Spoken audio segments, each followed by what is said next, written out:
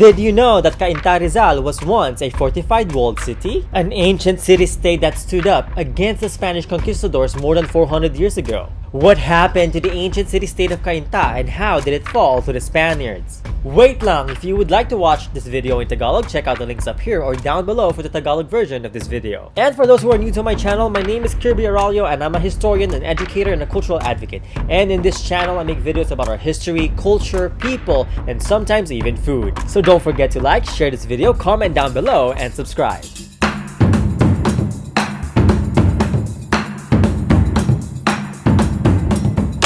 Mabuhay or in Kapampangan, luwid kayo. This August 2020 marks 449 years since the Spaniards conquered the pre-colonial city-state of Cainta. Unknown to many of us, the present-day town of Cainta in Rizal province was once an ancient community. It was once an ancient pre-colonial city-state that was way older than the arrival of the Spaniards in Luzon.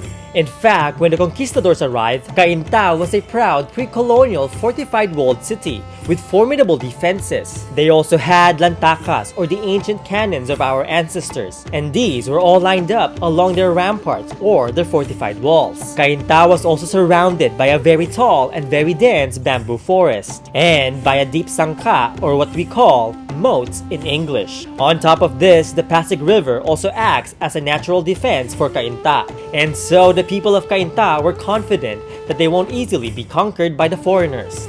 Hold up, if this was a fortified walled city, then how did it fall to the Spaniards? Back in 1571, after the mighty walled city of Maynílâ had fallen to the Spaniards, pre-colonial Cainta was among those who sent diplomatic missions to befriend the Spaniards. However, when they saw the small number of Spaniards and their poor conditions in Manila, the leaders of Cainta changed their minds, and they decided to abandon their offers of friendship to the Spaniards. They decided to return to the safety of their walls because they thought that the number of Spaniards was too small of a force to defeat and conquer ancient Cainta's formidable defenses.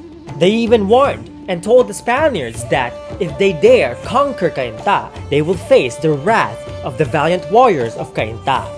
And within the next 2 months, Miguel Lopez de Legazpi sent messengers to renew their offers of friendship to Cainta. But Cainta ignored the Spaniards. They still refused to befriend the foreign invaders. Following this, Legazpi sent his own kin, the conquistador Juan de Salcedo, aboard a galley along the Pasig River, accompanied by 100 Spanish soldiers and 3 cannons.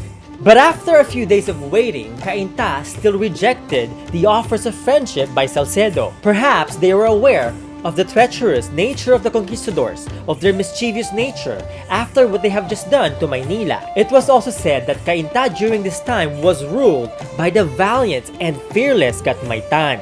And within the next few days, the Spaniards looked for the weakest point in Cainta's fortifications, and they found it near the lake shores of Laguna de Bay, on the passage where boats enter Cainta. But when the conquistadors tried to enter this passage, the warriors of Cainta were quick to unleash their arrows and lances upon the Spaniards. They were also quick to use their native cannons called lantakas to rain fire upon the invaders. The invading Spaniards panicked and were almost defeated by Cainta. The Spaniards quickly retreated and looked for another weakness along the walls of Cainta. But when they tried to enter another weak point along the walls, they were swiftly repelled by the warriors of Cainta. The warriors of Cainta were quick to close any gaps and defend their fortified city. And because of this, the Spaniards started bombarding the walls of Cainta using their cannons. But despite the damages caused by the Spaniards, the fortified walls of Cainta remained standing. It remained standing strong against the forces of the invaders. But in the middle of darkness, and with the help of their allies, the hundreds of warriors from the Visayas, the Spaniards deceived the people of Cainta. Because of the screams from the Visayan warriors, the people of Cainta were tricked into believing that the Spaniards had broken into their walls and entered their beloved city. And thus chaos ensued. The people of Cainta panicked, fearing death and violence from the invaders. The people rushed to escape the battle, causing a stampede, and the Spaniards were quick to take advantage of the chaos within Cainta. They swiftly scaled the walls to enter the city.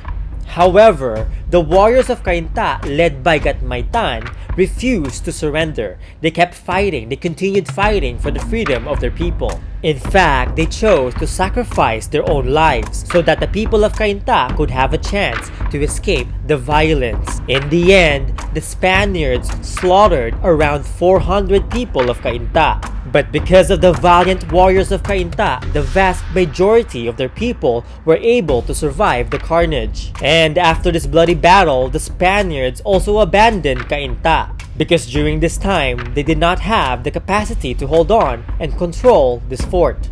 But before they left, before they abandoned Cainta, the Spaniards demolished the ancient city walls of Cainta and its surroundings, including the once dense bamboo forest. They destroyed it so that nobody could benefit from it after they're gone. They destroyed it so that the people of Cainta could not go back to their homes. They destroyed it so that our ancestors could no longer use the fortified walls of Cainta against the Spaniards. So who were the people of pre-colonial Cainta, and where did they go after this bloody battle?